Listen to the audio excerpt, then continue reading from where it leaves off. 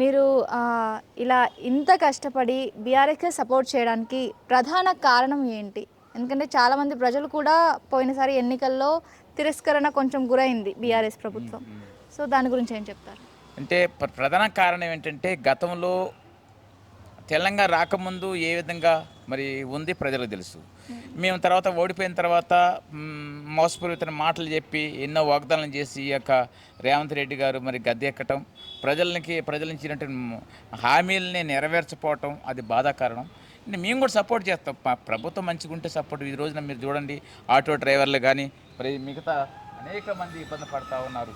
Auto డ్రైవర్లు ముఖ్యంగా చూసుకున్నట్టయితే మరి కన్నీటి పరం అవుతూ ఉన్నారు.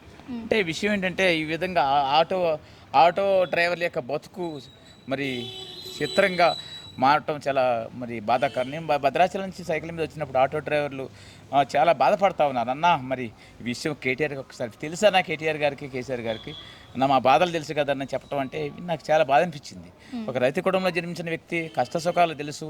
ఆటో డ్రైవర్లు పాపం ఫైనాన్సులు తీసుకొని కుటుంబాన్ని నెట్టుకుని మరి అద్దెలు కట్టుకుంటూ ఈ విధంగా మరి ఎంతో ఇబ్బంది పడిన సందర్భాల్లో మేము చూడటం జరిగింది ఆటో డ్రైవర్ని.